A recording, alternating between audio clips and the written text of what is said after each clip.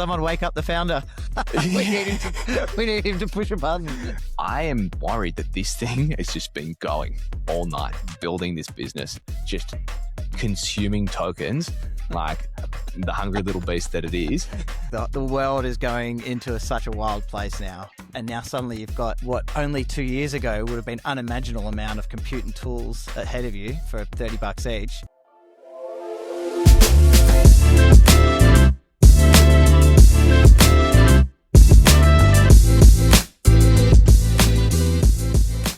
Okay, everyone, welcome back. Built to Scale. Maddie, we haven't been on the air for over a month, I think. Yes. And surprisingly, I actually had a few people reach out wondering if I and you were okay. They said, where's the pod been? We've been missing it. So it's good to know there's some listeners, but it's been a long time and we're coming back with a bit of a refresh, aren't we? Yeah, we sort of, I think, as you do at the end of every year as a business, you look back at what you've done, and this is the startup of startups. This is our side project. So we had to think about what we've done, and it was great. We've done 40 something episodes now, but it's 2026, and I think that what we got out of it was that we want this to be as high impact as possible for the spare time the lack of spare time that you and I have. And we're doing some exciting stuff together. And we're sort of, what are we thinking? That we might as well build in public and show the world what we're doing on the way. Yeah. And I think some of the feedback we had from the listeners was that the most exciting things or the most value that people got out of this was not just hearing about the news, but hearing about how we're actually implementing AI in our businesses. So people can expect a lot more real world examples, not just this is what Sam Altman is thinking right now. It's going to be how are we putting the models into our businesses? What's some real examples? And what are the learnings from that? And also, we both come from sort of different worlds, but that are joined at the hip in the sense that I'm in tech and AI with a focus on construction. You're in construction with a bit of a focus on tech and AI. And we're going to be talking about the collaboration between the two businesses and as we work together more closely, exactly what you said, the build in public, talk about some of the projects we're going to embark on. And we're going to be putting ourselves out there for all of the wins and potential failures. We'll be putting it out there and how we're incorporating AI into our businesses and sharing that with the folks that care to listen. Absolutely. And I think the number one theme of the pod, we might have to, I don't know if we've got a tagline yet, but we're really a pod that's trying to turn consumption into execution.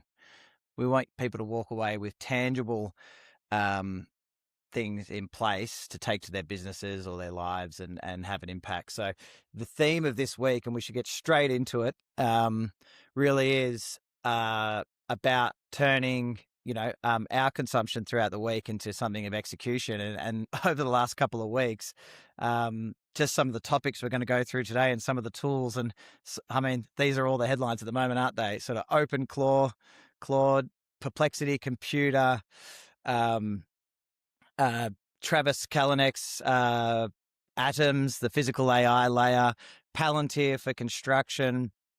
So we're really I suppose hitting on all the big topics that have happened over the last month. Replit, Agent 4, we had a play with. I think I said to you that I thought I built Palantir for construction in 4 hours. So we're going to test out that theory.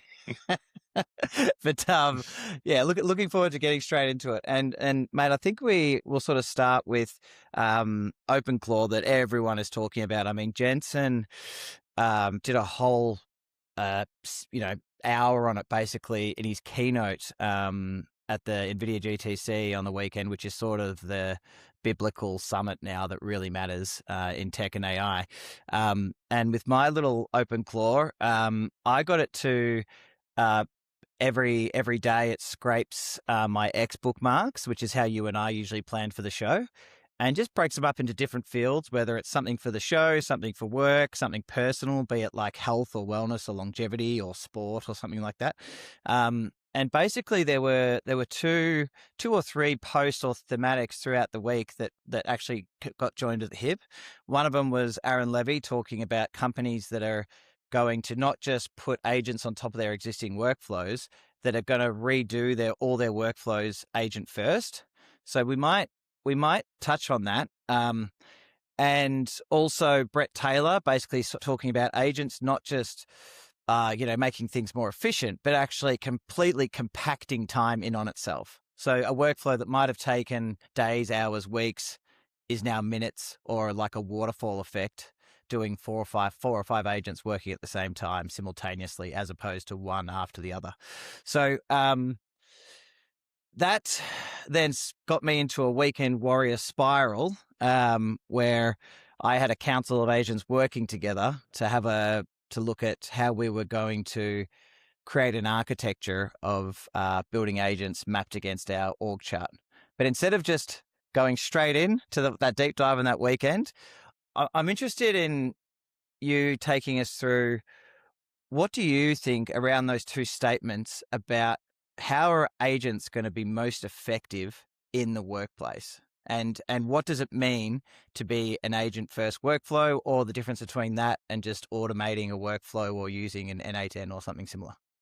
What I think was particularly interesting in that conversation between Aaron and Brad, but also there's been a lot of people talking about this, is really when you think about company design, you can't reason from analogy anymore of what worked in the past.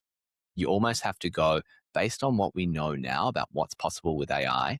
How do we fully rethink the most efficient way to run a company? Like, what should people be doing and what should they not be doing? And what should be done by an agent, or what could be done by an agent that used to be done by a human? And I think it's actually really hard to do this. It's really hard to break the mold of humans just managing automation rather than automation automating itself. And we've got some examples that we said we're going to deep dive on. And the one that I'll be talking about is my experience with a tool called Paperclip, which is going to be really exciting. Like, I want to get into that because it blew my mind. It was like the ChatGPT moment. Remember, Scotty, when you first used ChatGPT, and it was almost like this moment of stepping into the future. Using Paperclip, I had that moment as well. So I'm keen to really talk about how it helps with that agent first design of what an organization could look like. And it also touches on the idea you just mentioned before of, it's not just agents doing one thing. Well, you get this exponential effect of, what if an agent can use other agents? Like, one agent goes, I know that I'm going to have 4 other agents to do this thing. And each of those 4 agents have multiple agents that they can go and use.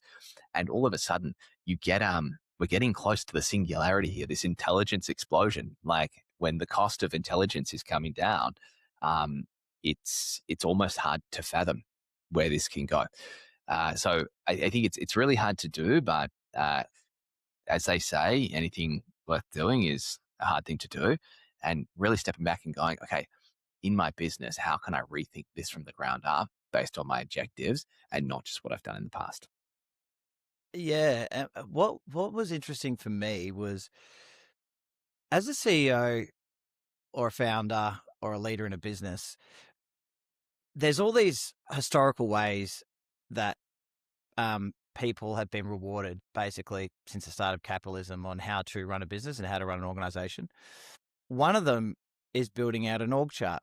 The other one is building out SOPs for people in that org chart to follow. What has been amazing for me throughout this is that we are being rewarded for the traditional work that we've done, the traditional business building of having an org chart, having an accountability chart, having every person assigned to a seat and every one of their tasks listed out, and every one of those tasks having an SOP. And what it's now doing is, when all these new tools come in, it's like our organization is like new tool ready, because these tools are being built by humans to sort of map on to our existing businesses and the existing ways we work.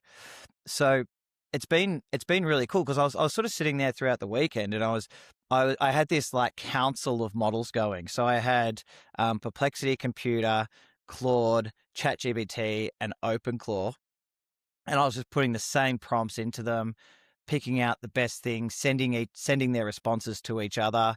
And it was a really cool experience because, as you know, because they're in the cloud, like once you prompt something, it's off doing its thing using that, that NVIDIA chip in that data center. And then you're asking another one. So in that response time, you can keep working.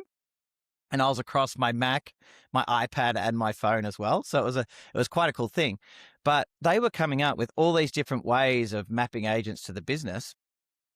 And then I just put in basically what we call an accountability chart, which is type of a very detailed org chart. And I said, why don't we just go this, this, this, this, this? And then they all said, like, great idea.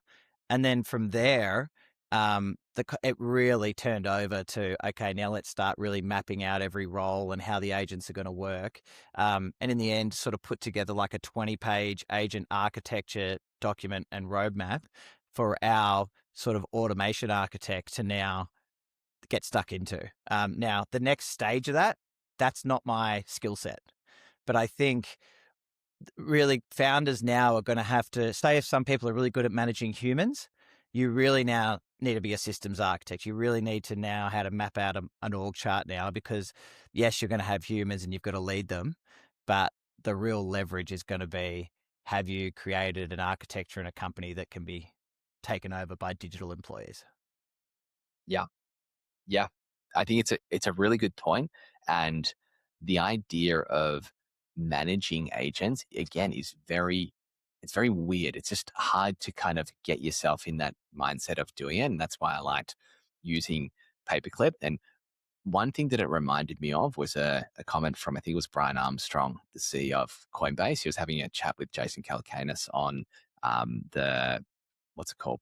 Davos. They're at Davos. And anyway, he was saying that at Coinbase, they've done what a lot of people have done, and that's got a model that's connected to all of their tools, connected to their Slack for all their messages and their emails and everything. That's what like everyone's doing, right? But the point he made was, rather than using that tool to go and prompt it and say, what about this? Like, have you thought of this idea? How should I do this?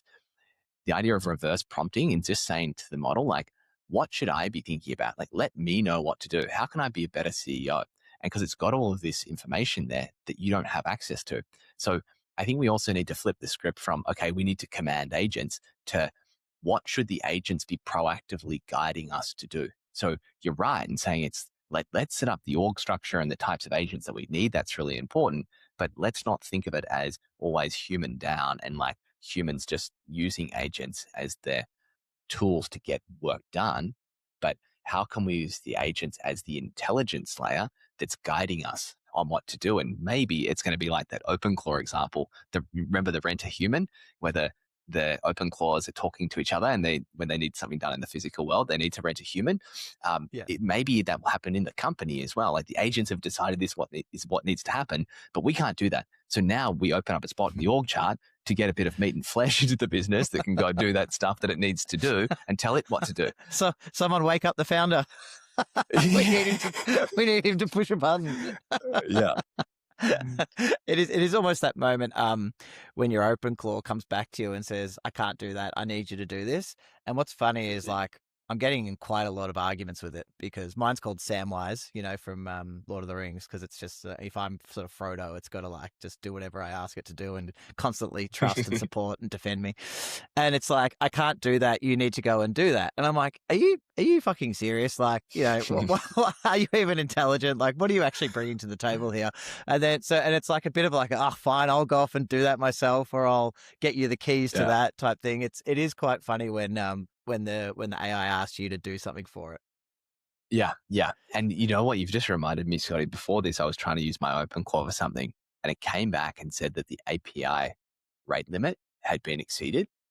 And I'm actually super nervous now, because I've got my Mac Mini at home, which like stays on, right? I left Paperclip running. And maybe can I dive into Paperclip yet? Because I keep referencing no. Let's okay. Tell everyone what Paperclip is, because I think this is a really exciting tool, and it hasn't hit the news as hard as the other ones. Okay, yeah. So I'll explain what it is so my story makes sense. But Paperclip is essentially a tool that you can download. You run it through the terminal, so it still feels like a little bit sketchy to someone non-technical. But as soon as you put this command in the terminal and you start running it, it pops open a browser and you start using it. And so what Paperclip is it's an orchestrator for all of the types of agents that you might already have. You might have an OpenClaw, you might have Claude running on your computer or Claude Code. And the way that they've built the user interface around here is they've designed it as like a company. So all you do is you say, it asks you, what is your company that you're building or you have? And what's its objective? One line. Then the next step is it says, okay, we've got to hire you a CEO. And that's your CEO agent. You can instruct it how you want the CEO to act. Then it prompts you, okay, you might want to get your CEO to hire some agents. Maybe you need a founding engineer to build some software for you, and you might need a chief marketing officer. So you hire them, but they don't just go into your agents initially. It actually comes back to you and says, we need board approval to hire these two agents. And so it creates a task and it goes into your inbox. You say there's two things to approve. You click on it and it describes what this agent's going to be. Like, what is the CMO that can actually do for you? And you can edit that and go, I actually want them to have this style of marketing, blah, blah, blah. And you click approve on it. Then it starts doing stuff in the background for you. So like you've got this dashboard where you can see your employees, which is your agents. It's showing in real time what it's working on. It just starts and goes, it's just doing stuff for you. It's using your Claude Code API key or whatever it is. And so I put in just like a little side business and it starts building the website for it and it starts coming up with a social media plan and it's just going. And so when I said this was like the ChatGPT moment for me, this was the first time that I felt what I think some forward-thinking people have felt for a long time about running an agent-first business and what that would look like. It really hit home to me what the future could look like. Essentially, us just with dashboards and humans with dashboards, just seeing what's going on. That's always the hardest thing when you start getting into running agents is knowing what they're doing and putting this framework around it of you've got agents that's kind of like humans that you've employed and they've got different tasks and different boundaries to do. It all came together for me. And it wasn't all there yet. Like, I don't know. Can you actually go and run a business with just this? Probably not yet. Now, the thing that I just got worried about. Sorry, is it just Sims for founders? Do you remember? Basically, are you too young for Sims? No, I remember the Sims. I wasn't a big player. But I also, there was a similar one to Sims called what was it? Like a city builder one? Where you could build a city and the cars would go around. Did you play that one? No. Look, I didn't play Sims either, but I sort of had a couple of mates from your ilk that were into the Sims. It's a nice way of putting it. I was out on the footy field, but there were people behind computers playing Sims. Yeah. And the way you said it there is like you're just setting up this little community. And then you sort of go away and do it. You come back and you see that they've built something and do. And it's exactly like that. I think one of the other interesting things is like, say you were setting up these employees, and I know you'll go through it further, but I imagine that the CEO probably needs to run off Claude Opus extended thinking, and you're going to spend some money on him. He's an expensive guy. But then there might be some young whippersnapper that just needs to do a basic task, and you give him like a Kimmy Claw and like something free or run something locally. Is that Totally. what you're thinking? 100%. And so this is actually what I'm really nervous about, Scotty, it's just come to me as part of the pod and I'm having a little bit of a meltdown over it. It has a little cost thing in there where you can see the cost of these agents based on the tokens it's using. And I was running it for like half an hour and the cost didn't go up at all. So I'm like, I don't think this cost thing's working. Anyway, my Mac doesn't go to sleep because I run my OpenClaw on it. I've just gone to bed. Now, just before the pod, I've tried to use my OpenClaw and it said API rate limit exceeded, which means I've like used the API too much, my Claude Code too much. I am worried that this thing has just been going all night, building this business, just consuming tokens like the hungry little beast that it is. And I don't even have access to where we get billed from on Claude Code. I might have $100,000 bill from building this little business overnight. I don't know. And so I'm really hoping that's not the case and that there's some So you've got a burn rate problem. You've got a CEO with a burn rate. Yeah. Yeah, so that's what's got me a little bit nervous and derailed about thinking, and I need to probably rush home after this and I check think what you it's need to been get up a to. And CFO. I think you on Paperclip, you need to hire a CFO to just keep things in line and just go, hey, do not exactly, approve anything while I'm asleep. That is board approval. That's a reserve matter. exactly. And it's funny, inside of Paperclip, when you go to, you can either just click manually create a new agent, and it actually suggests, it says, would you like the CEO to create this agent for you? Because they actually have the context on what you need. You go, yeah, I'll get the CEO to do it. So you put the task on the CEO to create the agent that they want. It's it's very it's a very cool concept.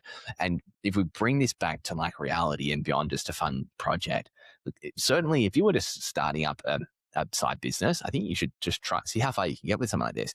If you're running in a more established business, like yourself and I am, like, let's use this as the mental model for what it could look like. Like, what if we took everyone in our business and said, okay, you can actually run your own version of this in your team, and we're going to have a global version of this between where our agents can talk together. What's that going to do to the efficiency of a 50-person team? It's all of a sudden you've got like the output of a 500-person team if you do it right. Like, it's pretty crazy to think about the opportunity that setting this up is going to provide. Yeah, and I think it sort of leads in really well to there's sort of two options here when we're talking about AI and agents and everything in our business, and how do you run this through an organization? Now, you and I are in that sort of 20 to 50 employee sort of space where you've still got a sort of handle on things. You guys are a tech forward business, so if you bring in a new tool, your staff are going to be pretty, yep, we understand it. I'm running a construction business, which is starting to get into some pretty hands-on people that aren't used to sitting behind a computer for hours and hours. So in the last week, we've onboarded the whole company onto Claude. So previously, no real AI policy. I figured all of our secrets were getting thrown into some model, and it is what it is. Like, it's pretty hard to completely capture that in a business. But we basically got everyone onboarded on a session. And then in the meantime, we've prepared like the lowest hanging fruit examples of how Claude Cowork and Claude projects can really save time. And so we took the whole business through that. And then we created a chat in our app that was completely dedicated to AI use cases. And we've sort of built this momentum now where now everyone in the business is sort of saying, oh, this used to take me a day. I just did it in 10 minutes. It was 90%. I fine tuned it. And now I'm seeing this real flywheel effect of the whole Mm-hmm. business is pushing in the same direction, using the one tool and encouraging each other. And it's completely in a week changed the dynamic of the business and its attitude towards AI. We literally did a session where we watched everyone log on. We made them all connect our tools. So Monday, OneDrive, Granola, like, we didn't move until the last person had gotten through. So then there was no excuses. And Mm. then you basically everyone has to within the week say that their highest impact use of AI. And that was something that almost every company could do. Mm-hmm. That session, you could get 500 people on that call and not stop until everyone was through. And if they weren't through, you can plug into their computer and do it for them. And it's just about getting the barrier to entry borderline at zero. And they're now seeing, because this thing's plugged into all of our data, memory, task operation, all of our, like, we're granolaing, every conversation in the business now. It's getting it's starting and it's pushing us forward at a pace. And I would say that's getting everyone on the one tool. That's one thing. And you get your opinion on that. But also, what about the other side of this of, are we getting everyone a Mac Mini and an open course? They've got a personal, like, digital assistant. And then is there a way, and then getting these claws to talk to each other in the background? Like, what are your thoughts on getting everyone on the same tool and leveraging that, but then also giving everyone what you and I are doing with these open claws and personal assistants? Yeah, and I'll talk to both those things. One thing that I wanted to reiterate that you brought up is the importance of doing this in public and getting it in public, like your channel that you've got for AI wins and things like that. You're right, that creates the flywheel. Where we saw that in our business was we used to use Notion AI for these answers. It was connected with all the tools, but the key thing that changed when we put an AI Slack bot for those answers into a public channel was people realized that other people were doing it. And so only the true believers were initially using Notion AI and getting it to automate stuff. As soon as we put it in a public channel and said at Build Pass AI, what's the answer to this? Does our product do this? How do we handle this sale? It just became like a flood of people just using this. Like, oh, I can ask it that question. I can ask it that. And you get the knowledge out in the open. So I agree with the flywheel there. As far as um, the getting people on the same tools, yep, I also think that's critical. You don't want half your company on ChatGPT and half your company on Claude. You should make a call and should keep all of that context. Now, it's not the end of the world if you're already set up like that, because there is ways now of taking the memory out of ChatGPT and loading it into Claude. I haven't done it. Have you done that? Was that something you guys went through? Yeah. I just did that personally. I've copy and pasted or downloaded my memory into Perplexity, Claude, and ChatGPT. I just want all my models to have all my memory at all points, so they've Yep. got the context. Cool. So you can do that now. It's not the end of the world, but you do want to be running the same thing. So I agree with that. You want to give people the tools. And I think that what you did, sitting everyone down, just like investing the time to get everything set up, is really important. When it comes to the open clause and the devices, I think, yeah, I don't know of the concept of everyone having a personal computer sitting somewhere needing to run this is going to last. I think for the people who are very forwards on this and have wanted to try this and really get it set up, it makes sense. But the key benefits that you get of running this on a personal computer is a security thing, and there's you can give it access to more tools like the actual native Mac tools like your messages and other things. I have a prediction that OpenClaw is not going to be as popular over the next 3 to 6 months, and that the main tools will provide solutions for this. Claude Code is already doing this. They've got ways of just chatting with via or like Telegram into your Claude Code now, which is a lot of what the benefit you get from OpenClaw. So I think there's still like a use case for it, but it feels like for those who are a bit more on the cutting edge and really wanting to get the full benefit of automating their whole life, when it comes to getting everyone in your business onto something, I think you probably the better option is to go for something a bit more enterprise and just really lean into the Claude ecosystem and see what they built, because they're just building like crazy, and that's probably going to give you 90% of the benefit of having an open claw without having to run a separate computer and setting up this thing and having to worry about this. Is this open source software secure? I think that's too much headache for the standard SMB business. And so based on the back of that, Scotty, what I think is going to be really valuable when we talk about like getting actual takeaways from this pod of what someone can do tomorrow, to your point of the session that you ran, why don't you just literally step it out exactly what you think someone needs to do to get to the point that you just got to that anyone could do, from the, you know, what tools you think are the best ones to get set up with, and like take any construction business that's thinking about this, the tools and the workshop and how you set up that channel to get people posting their wins. Why don't you just quickly step through that so we've got a nice thing that someone could implement tomorrow? Yeah. So okay. So and obviously I'm technically illiterate, so bear with me or jump in if I go AWOL here. But basically, everyone I imagine has somewhere where they keep all their files of their business. That's usually a Google Drive or a OneDrive or something similar. So we're OneDrive or SharePoint and Microsoft from that point of view. And we're also Microsoft 365 when it comes to Word, Excel, and Outlook. And Outlook's pulling emails, calendar, and things like that. Then a lot of people probably have a task management software, whether that's Notion or Monday or Asana or Microsoft OneNote or something. We use Monday, and we use Monday because it's a great project management tool. It does, we do timelines and Gantt charts with it, but it also, and I've showed you, we've been able to really anything that's in Excel now, we're doing in Monday. Monday also links through to all of our OneDrive. So Monday is really almost borderline an operating system for us in the business. We have BuildPass dealing with all of our site activity, and we want to be pulling into that. And then we have a proprietary app as well that's dealing with a lot of our chat. So other people might have Slack or something like that. So you've got all these different tools in your business that you're all using for different use cases. And what Claude's done now with Claude projects and co-work and just its sort of enterprise now level software is once we subscribed everyone in our company for $30 a month, and that's the real key here is as a founder or CEO, pay for the subscriptions, get your company on it. The $30 a month is the best $30 you'll ever spend. And that means you then have control. But at the same time, the chats that your employees have with that AI are private.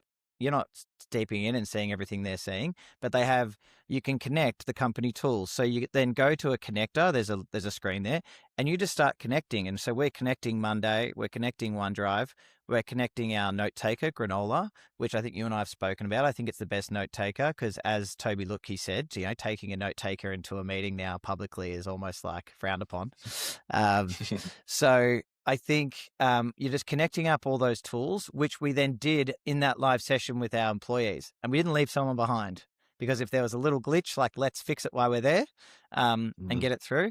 Once you've done that, your employee is now kitted up with like an arsenal. Do you know what I mean? Like they can't go wrong. Now they can just start asking Claude to pull data or questions from anywhere. And what's so funny?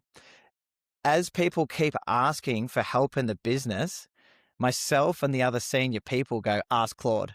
And then like now we're building this habit, right? And then people are coming and putting in the AI chat. I was going to fucking ask Scotty this or Sat this for sure. I've just asked and like its answer was going to be better than mine. And I go, like I wrote in the chat, imagine if I spoke that eloquently at work. Like it was better. And it's now there's this sort of thing of I'm no longer the bottleneck of a bunch of decisions because people know that the company, because what you've got now is your company is not bleeding memory and IP. It's getting captured and improving.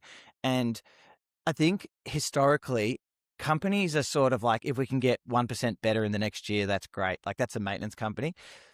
Your company should be getting smarter and better every day. And then these are the tools to like stop letting that memory and IP seep out of the business. Or when an employee leaves, their IP is still in the business because everything they did was captured. And anyone in the business can then start accessing the business's IP direct instead of going to that one guy or girl that knows that thing. So, we're just seeing the flywheel effect now a week in, but I don't think it feels like similar the ChatGPT moment for work. Yeah. Love it. Okay. Well, and I guess to recap then, it's make sure that you've got all the right tools for capturing things. So your files, your task management, your operations, out on a, say, construction site or whatever business you're in, and all your meetings. All of that needs to be getting captured. If you don't have the tools to do that, you need those tools. Then it's going in and setting up something like Claude, giving everyone access to it, paying for access, connecting all of the tools up in a session. Don't leave anyone behind, and then create a channel where people can post about their wins. So you get that flywheel and people are not falling back into old habits and they're remembering to use the tools that you've given them. Yeah, and I mean, we've taken it a level further to what we're calling like our project operating system. So what we're now doing is I'm paying for subscriptions for the stakeholders and my customers in our space. So I'm buying because we're creating a called project. So I'm now saying, okay, well, what's the project intelligence, right? So now I'm paying subscriptions for architects, for clients, and anyone at high level in the project, and I'm building out a project's operating system so then the live variations in our space, the live RFIs, when we do progress claims, so we're using we're running it all through our proprietary app that's on the App Store, but it's basically just like a cover, a portal that people go into and then they get tool access all the way through. They don't even see the tools that are working, but the app's just bringing it to their face in the UI.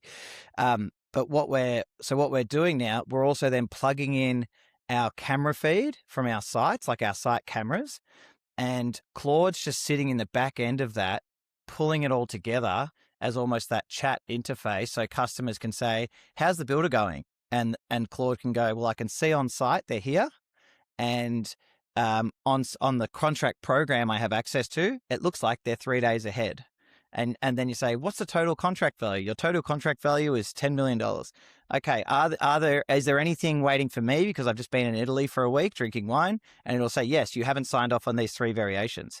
And the key once again for us, like, and the impact that this is making for clients and architects, like when we take them through this, they're like, holy shit, this is another level compared to other builders. But I think the key for us was pay for their subscriptions. So we set up an email and a website for every project. Now we're lucky; we only have below 10 projects going at once. But set up an email for that project. You set up an email group. Every email involved in that project goes to that email. So Claude can pull every single email from the project and then pay for a subscription, let them log in. And now you've just activated everyone in your network for $30 here, $30 there. It's not going to suit every business as you've got 1,000 customers. But I think from a construction lens, where I see every touch point or every node is like, am I capturing the data here and am I applying intelligence to that node? Love it. Yeah, probably the highest return on $30 a month you could get by having an extremely happy customer that doesn't annoy you as much, protecting your time, and it's a differentiator. Like, what is the ROI on that? It's probably like 1,000x. Well, for my whole company, to put them on Claude for a month, cost me less than taking you and your wife out to dinner. So Wasn't expecting that. But both extremely valuable things. Different kind of value. This is what we can focus on, Scotty, when we're saving so much money in the business. You can focus on the things you care about. The wine budget is just going up because the revenue per head is going along with it. Okay, all right. So, I mean, I think we've had a really good deep dive into Claude there. Just obviously one of the headlines I just wanted to go through was just this, like, so I saw the Bricks and Byte podcast. We're talking about Palantir potentially getting into construction. And Palantir's margins, as we know, are astronomical and the share price has gone nuts. And the thing is, like, obviously the US government uses them heavily for intelligence and basically war now at this point. So when you think about war, it's probably one of the only things that's more scrappy than construction. When I was thinking about it, I'm like, shit, if they can do war software, they surely can do construction software. No one knows how scrappy construction is than you because you started at the scrappiest point, paperwork on site. All these other guys, like some of the other tools, we won't go through them, but they started with the white collar shit, like that. Like you've tried to empower the blue collar since the start of your business, but slightly scrappier than a site safety book is probably the battlefield. So I thought, so that they get paid big bucks for a reason.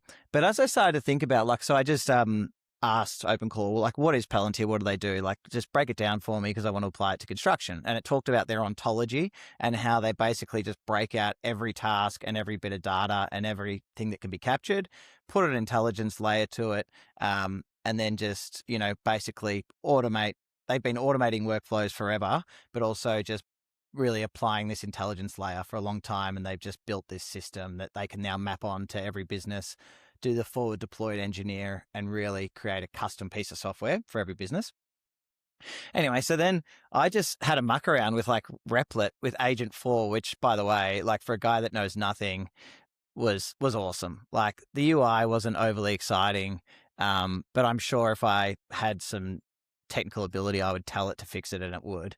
But what we basically did was I described what happens, what I want, everything I want out of my site manager. So what is everything they do? They deal with logistics, safety. They obviously use BuildPass a lot, but they've got eyes, they've got ears. They deal with permits, they deal with trades. And then I basically said, all right, so if I need a set of eyes on site, so it's a camera in every room. They also deal with stakeholders, with neighbors, with councils, and all that kind of stuff.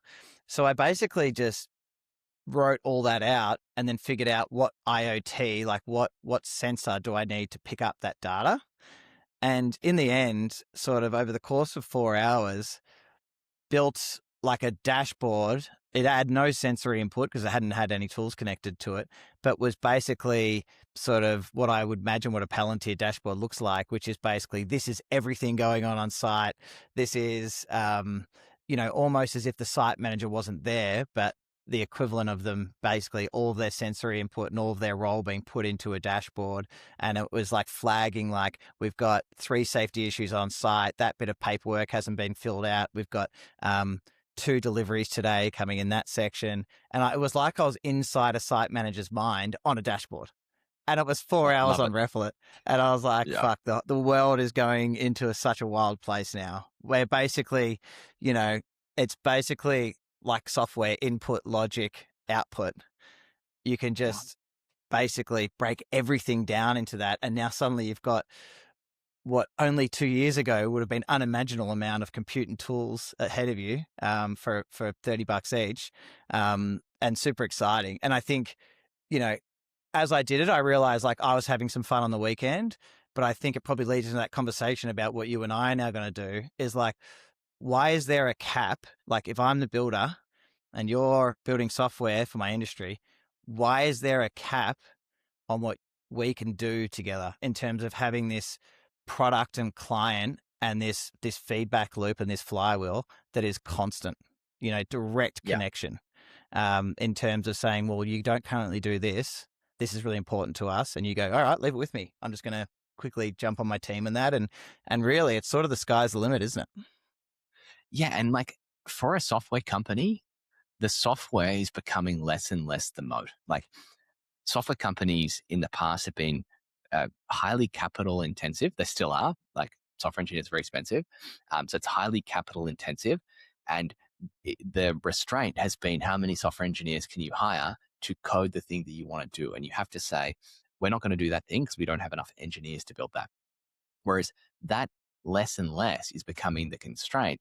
Really, the differentiator now is, can you build the right thing for the industry? It still needs to work really well. You definitely need to have high quality engineers to build it securely and to command the agents. Like that knowledge is still really good knowledge to have. So it's not like every engineer is going to not be out of a job overnight. That's absolutely not the case.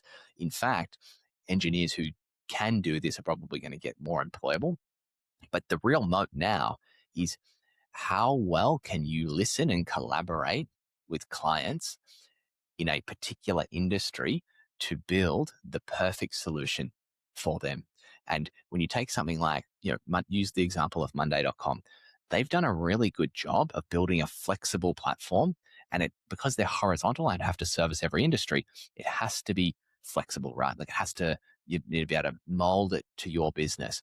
But that comes with limitations. You can't go deeper. You've only got the surface level. You can get the Gantt chart and some forms, you get data going in, but you can't completely go and automate the whole workflow for a business and build exactly what's going to work for them. And that's why, yeah, I'm definitely excited to be working more closely with your team, like we've been trying to do with a lot of our clients over the years, but really essentially putting gasoline on that, and saying, rather than being able to only take some feedback and then build it because we're constrained by development, saying, how quickly can we iterate on this and really just build the perfect solution for how to run a construction business, and use all of these tools at our disposal to, do that at a rapid rate. Well, mate, and like nothing more topical than the Godfather himself, Jensen at GTC. He just did the all-in chat while he was there. Highly recommend.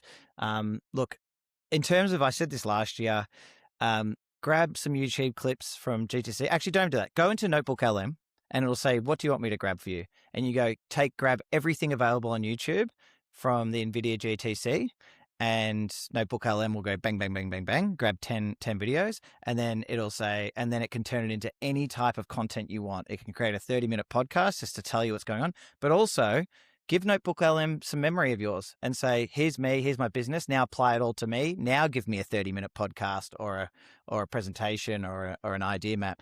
But my two things I took away, Jensen, had an interview with the All In yesterday. Chamath asked him two really, really good questions. He said to him, now that you run the biggest company in the world that's worth $4.5 trillion, how do you choose what to work on when you can work on whatever you want? And Jensen said, is it something that's insanely hard to do and has no one else ever tried it before? And he said, if the answer is yes and yes, then I say yes. And he said, because if there is no point wasting your time on problems that are easy to solve, because that means they are highly competitive and deliver low margin. The second question, Chamath, we'll go into that in a second because Travis from Kalinook has done something similar. The second question, what he said, as software becomes a commodity, what should we all be focusing on? And Jensen said, go deep and go vertical. He said the one thing that the tools don't necessarily have is that intimate relationship with your customer. And he just said going as deep and as vertical as you can is the moat. So I think, we've really, that's sort of summarizing what you were saying there about like how deep can we go, like deep into the trenches of a construction company and really just go, give me all your problems and let's just tackle them one at a time. And like you said, like for you to do that 2 years ago or a year ago, you would just been like, shit, how many people are we going to need? How am I ever going to get that? We would have needed hundreds of millions of dollars. I'm not even kidding. Hundreds of millions to get the right level of engineers and product managers and designers to say, I want to do everything for a construction business. I want this construction business to be able to, this truly becomes their operating system. Whereas now we're saying we might be able to do that with the resources that we have at the moment. And we've raised money. We haven't raised hundreds of millions. Yeah. And I think, I'm not sure if anyone's ever done this. We're giving you access to our system. Like we're building out build pass at w.build. And like we're saying, this is us. And then once we start seeing our agents and our AIs talking to each other as well as the customer feedback, you're going to start seeing, these are some bottlenecks in their business. This is some constraints that they face this week. And we might be almost automating the collaboration. And then that might be setting up to you, these are their biggest pain points. Can you fix them? Do you want to tell Scott? Do you want to catch up with Scotty and tell him this is what you're going to concentrate on this week? And I think this is the intimacy that as software does become a commodity, this is the intimacy and moats that you can start building. Because if we're somewhere near best practice in our field and you can solve our problems, you can then map that onto all of your customers. And also, like you're saying, build out agents that explain to your customers, this is how to implement, similar to an OpenClaw. We'll do it all for you. We'll onboard you. This is how we get you from A to B and drag you up to the level of best practice. Yeah. And like to everyone out there that, is running a construction business, that is thinking about like, what is my AI strategy? Like, do I have to be as autistic as Scotty and go and do all of these things and have his open claw and be on the cutting edge of it? And I think like you could try and do that. You could do a lot of that, or you could outsource some of this. And that's what we're going to be working on together. And like, I guess our pitch now is becoming like, let us be your AI strategy. Let BuildPass be your operating system. And I'm actually hoping, even though we're talking about the amazing, how amazing tools like Claude are, we don't want our customers to need Claude because we have access to Claude and the API. You should be able to just roll out BuildPass and that becomes your AI layer. Anyway, I'll stop pitching the business. You definitely teed that one up there. But I think it's true. And I think there's probably two call outs here that we hadn't spoken about. One is, I think if there are trades listening to this and it sounds confusing, we're going to be making a big announcement soon of something very similar to Y Combinator for trades. We know that all this is really confusing. It's going to be called WVC, which is a bit of a, and we're going to be running an accelerator program and a foundry program, and we'll have more to say about that. But I think that's going to be a community we're going to build around being this conduit almost between a trade business that's as blue collar, a plumber in a trench, and someone like yourself, and that conduit in between, and really help them build the systems that can make use of these tools. And then I think the other thing you and I were talking about, and with the BuildPass customer base, is there may be other customers of yours that are going to want to follow along for this journey and be part of this community. And there's not many software CEOs that are having these direct conversations with their customers and sort of building in public and almost then building in private. So I think for anyone that's looking to join this conversation with us, we're going to have, two specific real lines of not just communication, but sort of being a part of this journey with us. So hopefully something exciting for those that are listening and interested in joining. 100%. And yeah, the WVC Foundry is, I think, a very novel concept. And like you said before, Jensen would like it because I don't see anyone doing it, and it sounds really hard. So good on you. It sounds worth doing. And mate, fully back you on that. Best of luck. Yeah, awesome. Well, mate, I don't think we've got any more. We that's value per minute. I think we've tapped out. So Zach, keep it under an hour. Look what happens when we don't bullshit about wine and what we were doing on the weekend for 20 minutes at the start of the pod. We can do that offline. All right, mate. Well, it is Saturday morning here. My family, I've been in 3 or 4 states this week. I don't think my family's seen me for a week, so I better head off. But great catching up. And look, we're almost. This is almost B2S V2, and we really hope if anyone wants to give us some feedback, jump on and let us know. But we are really looking to up the game of B2S moving forward. We are so back. Enjoy your weekend. Awesome, mate. Have fun. Bye.